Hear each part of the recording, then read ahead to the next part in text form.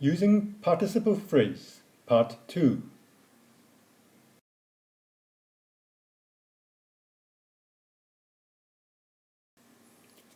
Tenses in participle phrases.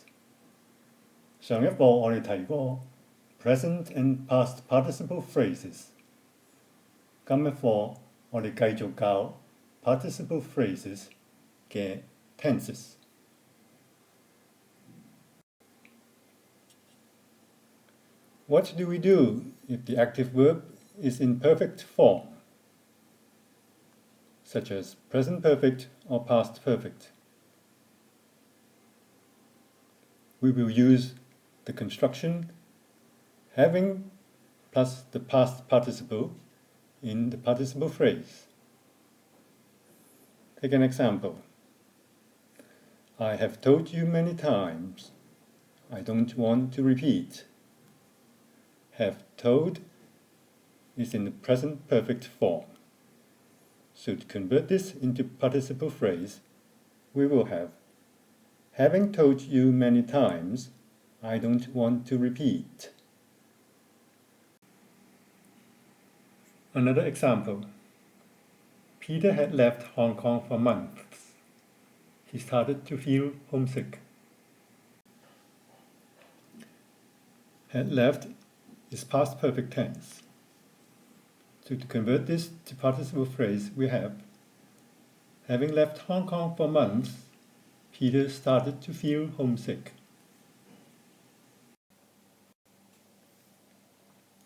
What do we do if the passive verb is continuous or perfect?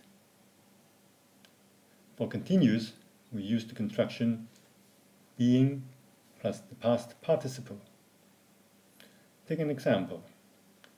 Peter is being scolded by his father. He does not say a word. Being scolded by his father, Peter does not say a word. Being scolded by his father is the participle phrase. Example 2. Jane was being asked why she went back home late. She showed her unhappiness. Being asked why she went back home late is the participle phrase. For perfect, we use the construction having been plus the past participle. Example. I have been told that it is a scary film. I never watch it. Having been told that it is a scary film, I never watched it. Having been told that it's a scary film is the participle phrase.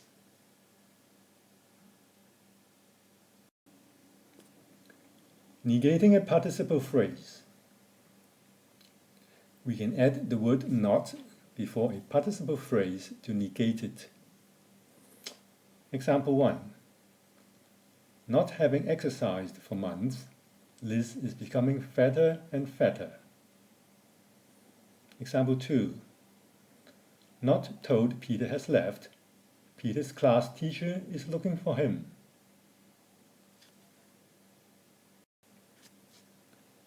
Use of participle phrases. There are three main uses of a participle phrase. 1. To explain why something happens. 2. Two actions happen at the same time or one right after another. 3. A participle phrase can also be used to describe a noun.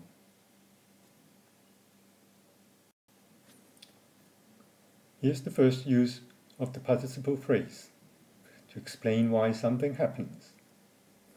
Take example 1. Seeing the storm approaching, Joe called off the hike. This is the reason, this is the result. Joe called off the hike because he saw the storm approaching. Example 2.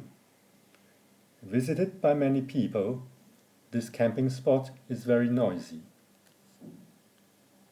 This is the reason, this is the result. The camping spot is very noisy because It is visited by many people.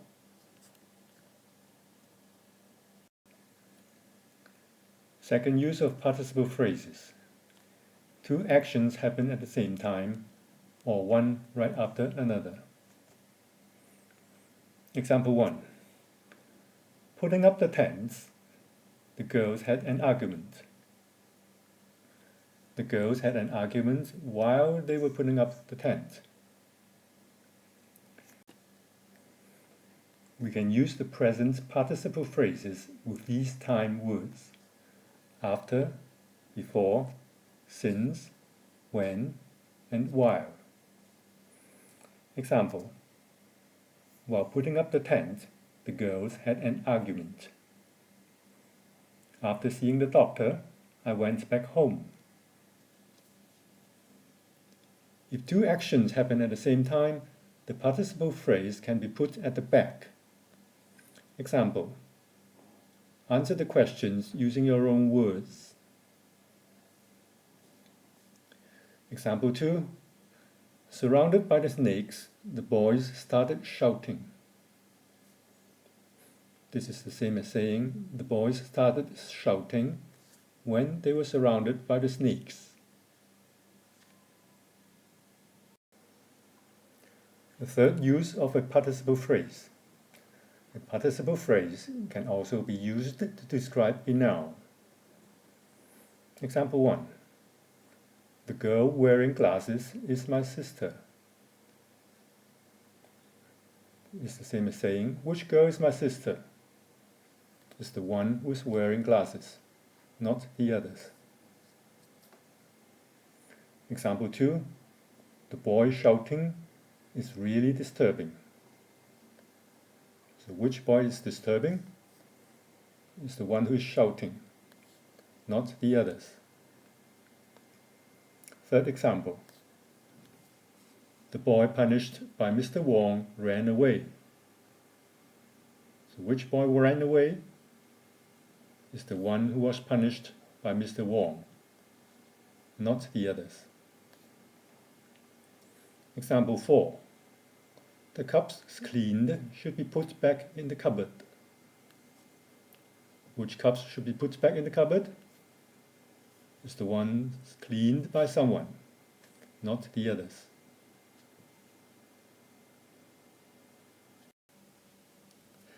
Something to note. Using whether the present or past participle phrase to describe a noun depends on whether the verb is in active or passive form. If it is in active form, you use the present participle. If it is in the passive form, you use the past participle. As the participle phrase can be used to describe a noun, it can also be called reduced relative or adjective clause. Here are some final notes on participle phrases. The first one is something that's usually done wrong. Participle phrases are left dangling when the noun or pronoun they actually modify isn't the one that should be modified in order for the sentence to make sense. It happens when a sentence construction connects the wrong words. Typically, in a dangling modifier, the participle phrase should be modifying the subject of the sentence, but seems to modify something else instead. Once again, this construction is incorrect. Look at this example. The boy is shouting for help.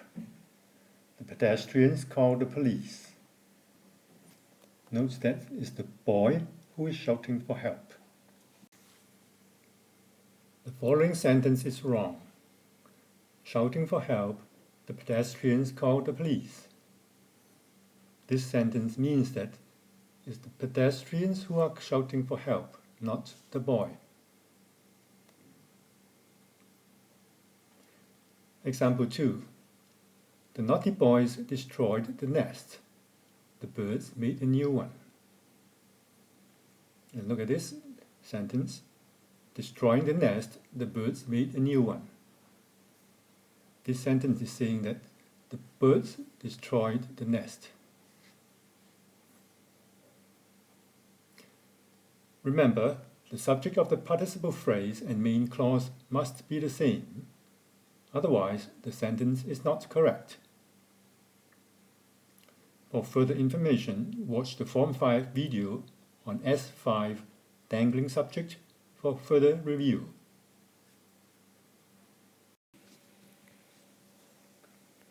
Second point to note. Remember to use a comma to separate the phrase and the main clause. Example, seeing the storm approaching, Joe called off the hike. Visited by many people, this camping spot is very noisy. So note the spots for the comma. Task 1. The following is an article taken from the Standard. Rewrite the underlined parts using present or past participle phrases. The article will be displayed over 2 screens, and after that on the 3rd screen, the underlined parts will be extracted and redisplayed for you. New breed offers dying devils hope. It has been hundreds of years since Tasmanian devil last lived on the Australian continent. But in the misty hills of Barrington Tops in New South Wales, a pioneering group is being bred for survival. Tasmanian devils are rat-like in appearance, but with a marsupial pouch and carnivorous jaws that can crack bones. Tasmanian devils are an enigmatic Australian species. They were called devils by early British settlers. They are reclusive creatures who sleep by day and forage by night, and are best known for the guttural cries. But the burrowing, tree-climbing animals are in a battle for survival against an aggressive and contagious facial cancer, which experts fear could make them extinct in the wild in as little as 5 years.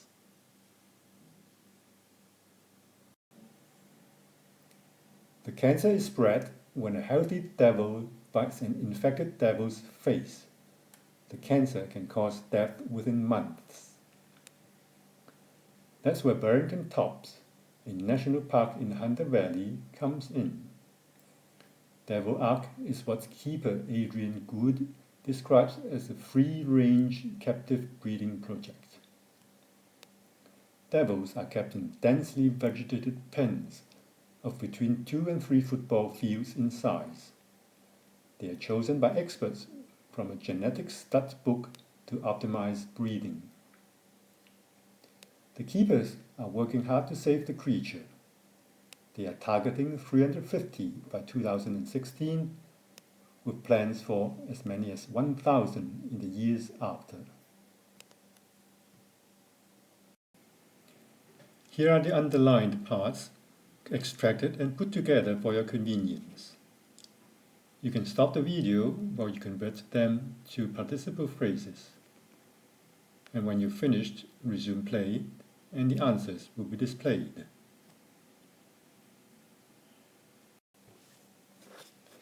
Here are the answers. Number 1. Being rat-like in appearance, but with a marsupial pouch and carnivorous jaws that can crack bone, Tasmanian devils are an enigmatic Australian species. Number 2. Called devils by early British settlers, they, Tasmanian devils, are reclusive creatures who sleep by day and forage by night, and are best known for the guttural cries.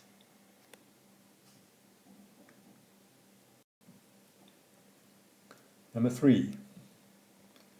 Spread when a healthy devil bites an infected devil's face. the cancer can cause death within months. Number 4. Kept in densely vegetated pens of between 2 and 3 football fields in size, they, Tasmanian devils, are chosen by experts from a genetic stud book to optimize breeding. Number 5. Working hard to save the creature, they, the keepers, are targeting 350 by 2016, with plans for as many as 1,000 in the years after. Task 2. Proofread the following sentences. Put a tick if there is no mistake, and if you think it's wrong, put a cross there. Stop the video while you work on it, and when you finish, resume play, and each of these will be analyzed for you. Number 1. Tripping over her shoes, the loose laces gave Jane a tumble. This sentence is wrong. It is saying that the loose laces are tripping over her shoes, whereas it should say that Jane is tripping over her shoes. This is the correct way to say it. Tripping over her shoes, Jane took a tumble due to the loose laces. Jane should be the subject of the first sentence, but the loose laces have taken over Jane's spot. It is wrong subject. Number 2. Eating pineapple, the boy's chin dripped juice. This sentence is wrong. It is saying the boy's chin was eating pineapple, whereas it should be the boy who was eating pineapple. What you can say is, eating pineapple, the boy dripped juice down his chin. Or you can say, juice dripped down the boy's chin while he ate pineapple. It's the boy, not his chin, that was eating pineapple. Number 3. Not prepared for it, the exam proved tough. This sentence is wrong. Although you might think that someone wants to say that somebody is not prepared for an exam, this is not what the sentence is saying. The sentence says that the exam, rather than a person, was not prepared for it. It doesn't even mention what it is. The correct subject is not even in the sentence. You can correct the sentence by adding a subject. Not prepared for the test, the students had a hard time with it. Or you can say, the exam proved tough for those not prepared for it. Number 4. Gesturing and mugging for the camera, comical faces were made by the children. This sentence is wrong. The sentence is saying that comical faces were gesturing and mugging, whereas it should be the children who were gesturing and mugging. What you can say is, gesturing and mugging for the camera, the children made comical faces. Or you can say, comical faces were made by the children gesturing and mugging for the camera. In the last example, no comma is needed. Number 5. Having improved her English, Pia's promotion prospects were much better. This sentence is incorrect.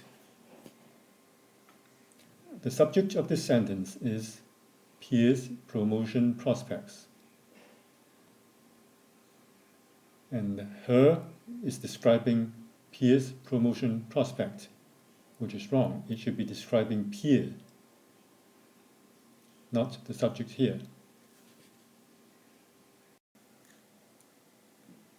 The correct way of saying this is, having improved her English, Pierre found her promotion prospects to be much better. So, be especially careful with participle phrases and passive voice. Exercise. Look at the following sentences. If you see any error, write down the corrected sentence. If you think the sentence is correct, put a tick against it. Stop the video while you do the exercise, and when you're finished, resume play and the answers will be displayed.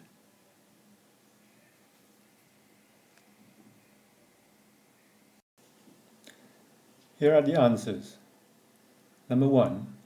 Running down the street, Billy raced into the grocery store. This is wrong, because Billy cannot run down the street and race into the grocery store at the same time, as the sentence claims.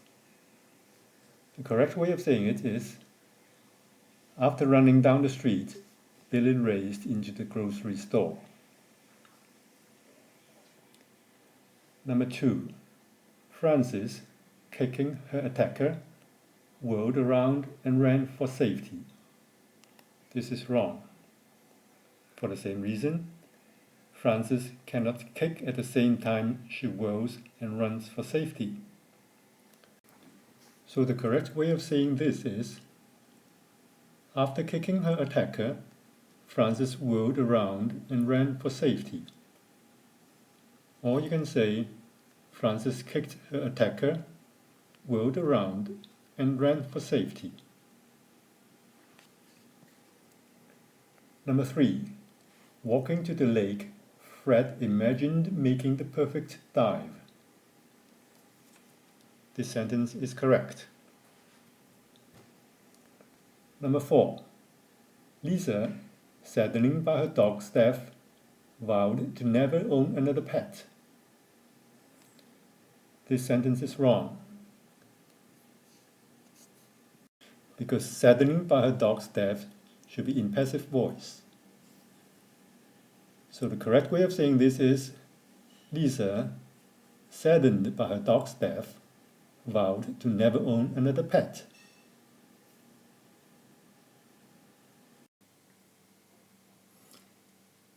This is the end of the lesson. Goodbye.